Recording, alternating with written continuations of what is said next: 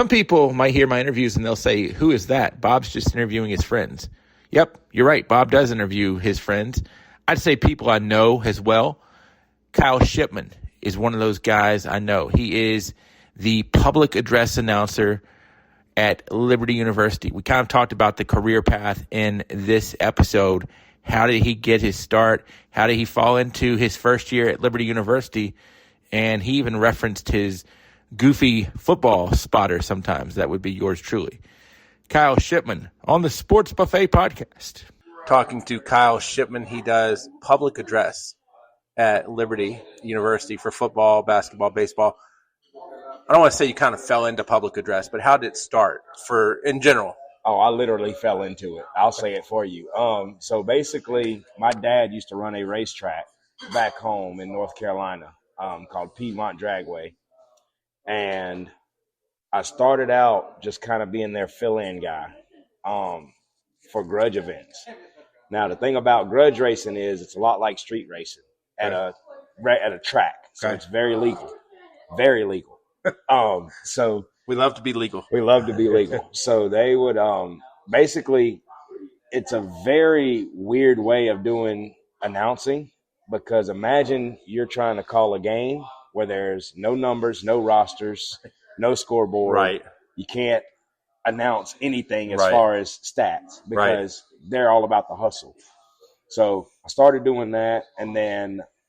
So let me rewind, stop, or put the pause on it real quick. So I'm ignorant. Right. Is street racing similar to like a drag racing? Yeah. So drag racing, we're going straight ahead. But you still don't have like car numbers or anything like that? Yeah, the reason being is because with these guys, they're all about the hustle. So it's all about, hey, I'm going to give you 3 car lengths. I'm going to give you this many car lengths, and we're going to race, and we're going to put up $1,500 or $2,000 or whatever the case may be. Okay. And the reason they don't want any of that stuff announced is because if they find out that your car can run 5 seconds in an eighth of a mile, then you might not get another race because nobody else can beat you. Gotcha. So you're not allowed. They cut off the scoreboards. It's basically everything but a flag man. Okay. So I'm not allowed to announce any of that stuff. So I'm just basically paid to talk. And so you're saying pretty much when the winner crosses, and that's pretty much. Yeah. So I'd make up names for people. You don't even have the top. You don't even have like Bob and Kyle are at the start line. You don't even have that. Well, that's where the knowledge comes in. So I had some guys that were very entrenched in the grudge situation. Mm-hmm. So they knew all the guys' names and stuff like that, but they would bring me in on like a Friday. Okay. So the event might last Friday to Sunday or Friday and Saturday. Well, Saturday and Sunday, that's like the big showcase, the big main event. So they've got their guys, they're flying in. Well, they need somebody on Friday to come in and just kind of babysit the show while they get their big guys in and flights handled and all that stuff. So I'd come in on a Friday night, and while they're making their test runs, my job was just to talk and just to make it. How many people are spectating? On a Friday night like that, you might get anywhere between 400 to 600. Are you there to pump up the crowd? Not at all. Okay. I mean, I could. It depends on how big the race is. If the race is big enough, I'm supposed to pump it up. But obviously, when you don't know anything about them, you kind of just have to make it up. I called one guy. I called it the 1995 Taco Bell car because it looked like the cups. Right. But I had no idea who he was. Right. And I think they kind of dug that about me just because I didn't know much. Now, on the other side of that, you've got what's called bracket racing. So this is much more sanctioned racing where you can have the screen has all the stats. You can call it out. Now, that's more radio style, right? Because with PA announcing and drag racing, you have to remember that you've got not only the spectators listening to you, you've got a radio broadcast going out over the pits. So the pit people are listening to you from their motorhome or their trailer or whatever. And even though that radio transmitter they use, it might not have but a 1.5 mile radius. There's still people within that 1.5 mile that live near the racetrack that want to hear you. So you're calling everything. Now you also do some high school or middle school or so some that type came of, about. There's a guy named B. Brian McLaughlin, and he was the arena host for UNC basketball. He is a PA announcer currently, from what I remember, from what I know now. I haven't talked to him since football season, but he was doing FAMU football and Winston-Salem State football. FAMU is Florida Atlantic something or another university. So it's not Florida A&M. No, Okay. not Florida Okay. A&M. Okay. FAMU. It's the Okay. HBCU school. Okay. I think they're called the Vipers. Okay.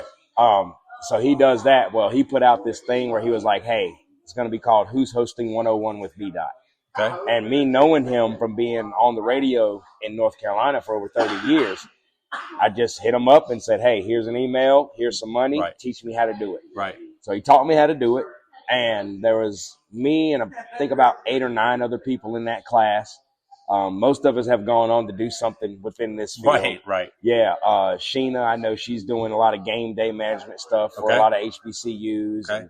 And, there's some other guys that are PA announcers for Division II schools, some Division I. If somebody doesn't know what an HBCU is, it's historically black college university. Yeah, so your North Carolina A&T, Coppin State, Coppin your State. MEAC. Your MEAC. If you ever watch MEAC, that's what an HBCU is. Pretty much. So he taught me how to do that, and then when we got towards the end of the class, I never told B-Dot this story. This will be funny one day. He'll love it. He needed somebody to go and cover for him for a high school in the Charlotte area called Butler. Okay. Butler produces a lot of talent. Okay. So he's been there for a few years, and he needed somebody to go.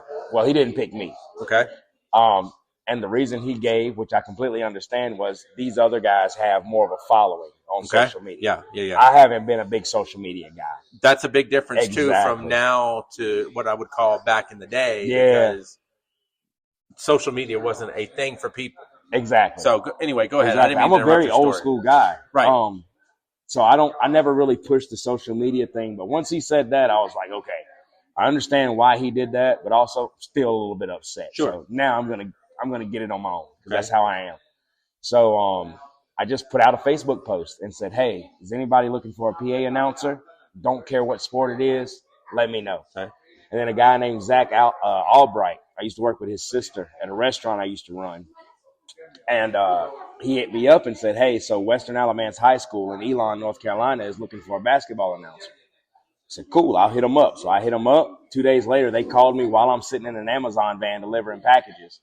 And we're having a little quick spur-of-the-moment interview. And they called me in. I went in there on a Monday morning, talked to the athletic director. They gave me the job. They didn't know I'd never done this before. Which that's where a lot of people never have when they start, so it's not a big thing. Yeah, and that's where the old school aspect of it is. Because I listen to a lot of podcasts from guys that have done it for a long time, not just PA announcing, but like NASCAR podcasts. And these guys talk about graduating from high school, packing a suit, and going to camp out in the Hendrick parking lot for 3 days trying to get a job. Well, don't do that now. Yeah, I don't think you can do that now. But there's still some ways you can do that. And the way I got the Liberty job was kind of like that. Let's rewind back real quick to Dad. Okay. Dad owns the track. He ran it. He ran the track. Yeah, he was general manager. So Dad's one step below the owner, essentially. Yep. If Dad wasn't the GM, would you still have a desire to have done PA?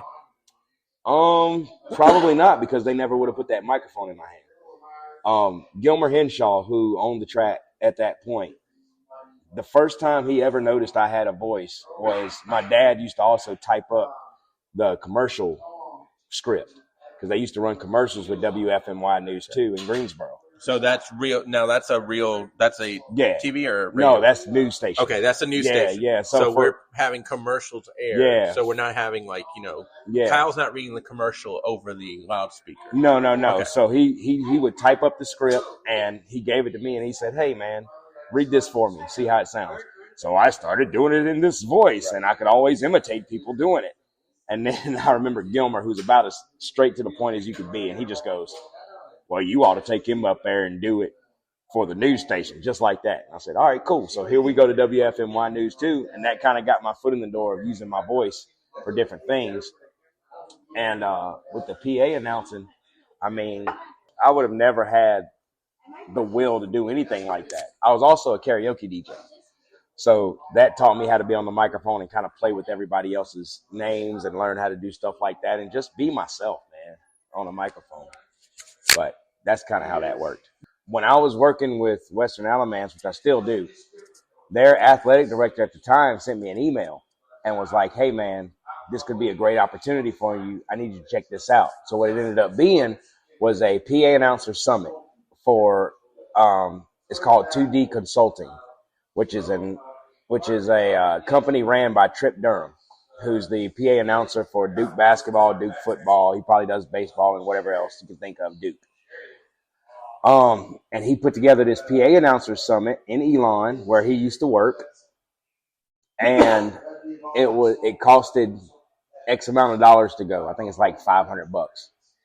And I was like, at that time I'm fighting to keep $200 in my pocket, so I'm starting to get low. And I was like, well, I'm going to wait a minute. This is where it comes in, where you can still do things kind of the old school way. Finally got a paycheck and said, all right, I'm going to put my money into this. And my wife ended up giving me the money to go do the B-Dot thing. And then my in-laws heard what I was trying to do, and they sent me money to go do the Trip Durham PA Announcers Summit, which, by the way, it's coming up July 19th through the 21st. Registration is open. Just go hit up Trip Durham on Facebook. He'll point you in the right direction. So the PA Announcers Summit, it brought in a lot of different people from a lot of different places. I thought there were going to be just guys from a lot of guys that were going to be like me, that had only been at it for about 2 or 3 years. And lo and behold, show up, and you've got the PA announcer for the University of North Carolina Tar Heels, Rob Conant. You've got Trip Durham. You've got the Carolina Panthers, Nick Pierce. You've got who else have you got? Bill Nevin from West Virginia. Elon University was there, and not only were the PA announcers there, but the people that actually hire PA announcers were also there. So it turned into a situation where it was almost like a job fair. And we went in there, and at Best Western, they had us in a hotel room with a few of us in a ballroom. They had us in there. They had us doing fireside chats, and they put us on the microphone. What's the fireside chat? So fireside chat, they basically took Trip Durham as the mediator with microphones. They gave Trip Durham was the question asker. He was the mediator. They put Nick Pierce. They gave him a microphone. They gave Rob Conant a microphone, the PA announcer for University of North Carolina football.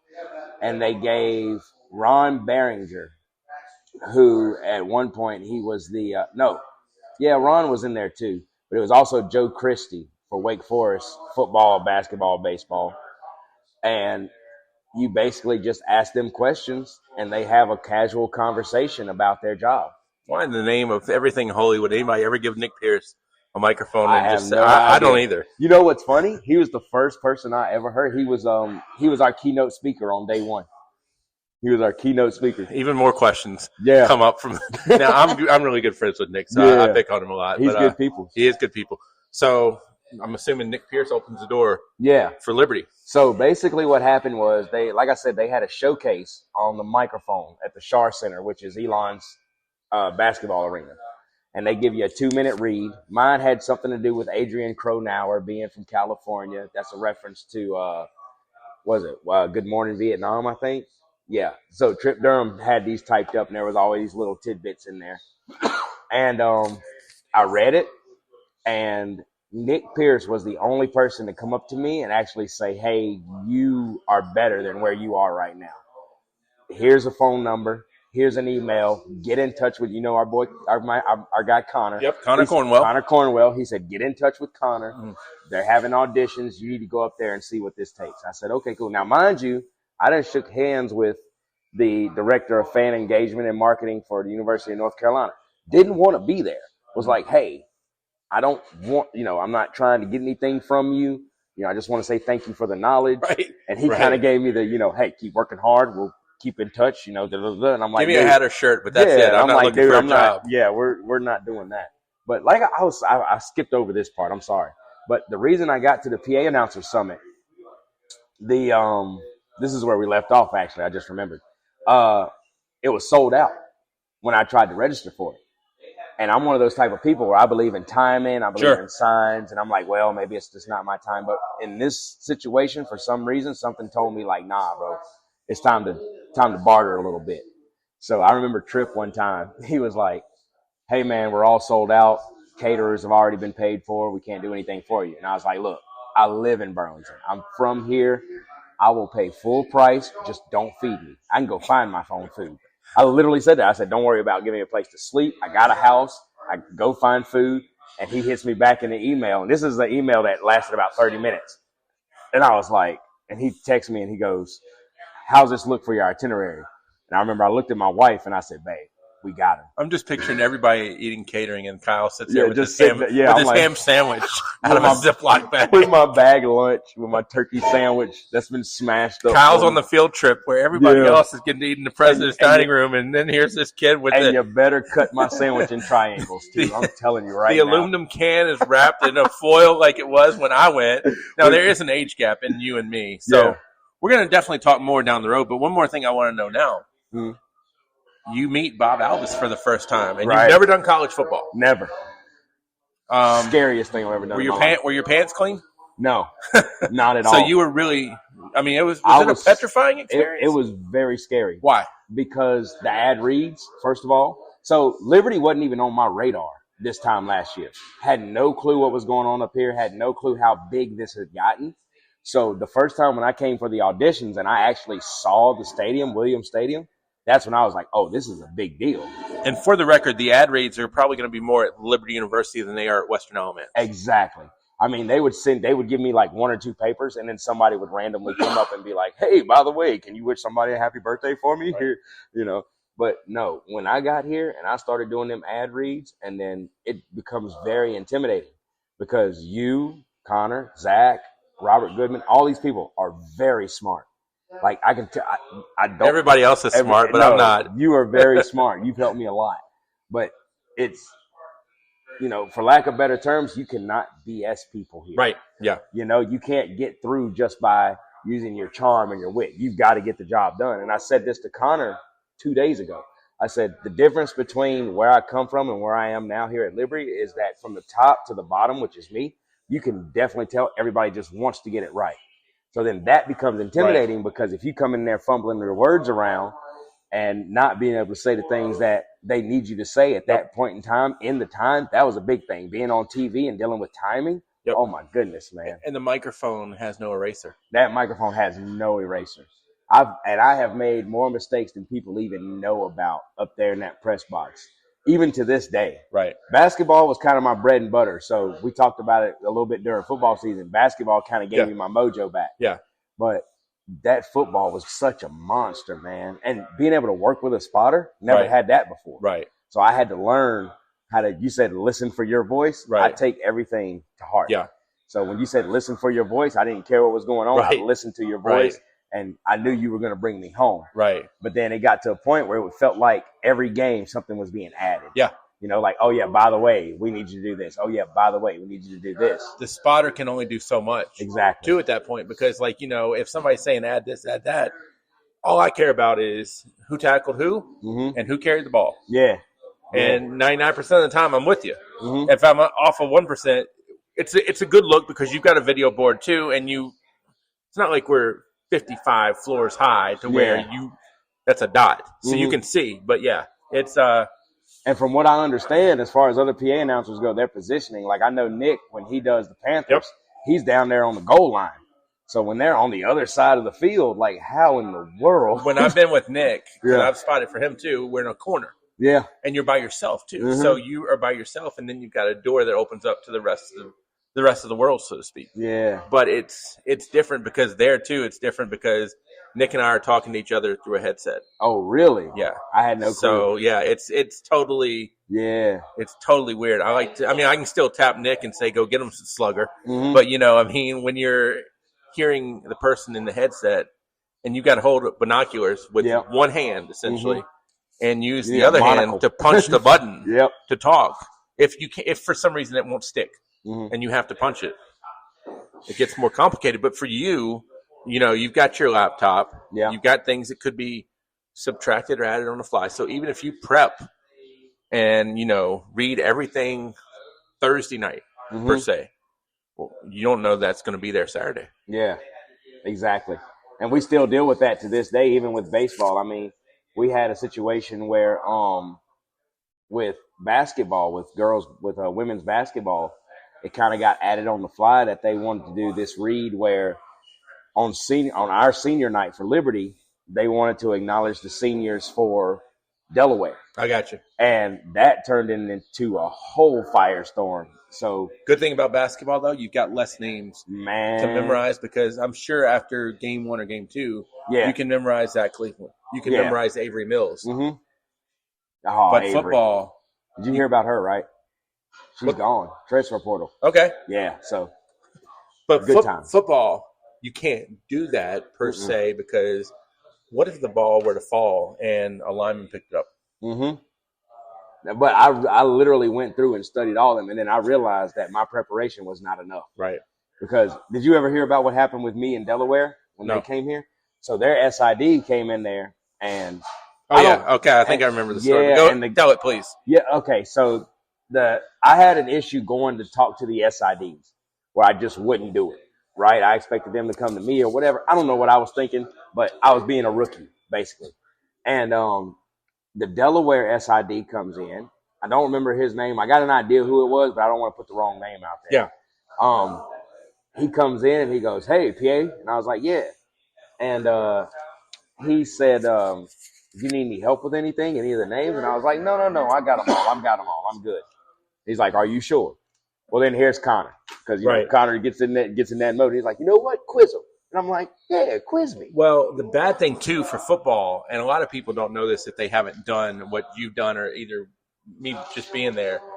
In football, you'll have what's called a speed chart, which is a flip card, basically, of both rosters and depth charts. Yeah, depth charts are becoming less. Yeah, you get a lot of gaps of the world we live in, social media and all this. But on a football depth chart, you could have 2 people with the same number. Yeah. So, and what about a kickoff return? You know what I'm saying? Mm-hmm. Stuff like that. So that's one thing you called me out on, where I started highlighting defense. And that just literally came from watching. There's a guy named Chris Humphreys, who's the PA announcer for Middle Tennessee State, and he does TikToks. And I literally watched him and Rob Connett, who's also on TikTok at UNC Chapel Hill, and they would highlight. They use pink and yellow. I just need one highlighter, and I highlight all the defensive players. And that brings my eye right to them. But this Delaware guy, he comes in there and they're like, "Quiz Kyle, quiz him. Come on." I'm thinking I'm the man. I'm like, "Yeah, quiz me." And he goes, "All right, bet." He was like, "Second string quarterback." I said, "Okay." So I thought you were going to be quizzed maybe on pronunciation. Yeah, you didn't think you were going to be quizzed. They had a quarterback. Right. His name was Beneducci or something like that. Yep. So I had practiced that name for a long time. And I was like, "I got this guy." And he goes, "Second string quarterback." And I looked and I said, "Oh man." And I think it was something Trujillo. Okay. It was Trujillo. So I'm like, "Trujillo." And he's like, "Trujillo." Okay. I was like, "Oh man." He's like, "Well, what happens when he gets hurt and Trujillo's got to come in?" And now I'm all swole up in the face. I'm like, this guy but I had to understand. You can't, like we said before, you can't just skate pass on charm in this game. It's a performance-based thing. And so you got to be on point. I don't understand when people can't be prepared. Right. All these games are televised. At least watch the game from before. I told somebody this the other day. I said, when everybody else is watching Carolina and Duke, I'm watching FIU versus Sam Houston getting ready for this next game. And preparing, and we'll do this much more down the road, preparing for a PA is different than preparing for if you're like Alan York. Right. Or Nick Pierce doing baseball or whatever the case, because you're looking at it differently with PA. Yeah. And I remember I did high school basketball on the radio. Yeah. And there was a while where I could not watch a game without almost saying in my head, he's lobbing it into the post. Mm-hmm. I couldn't get it out of my head to where I'm doing the game when the game's not even happening. So we'll do it again. We will. Appreciate it.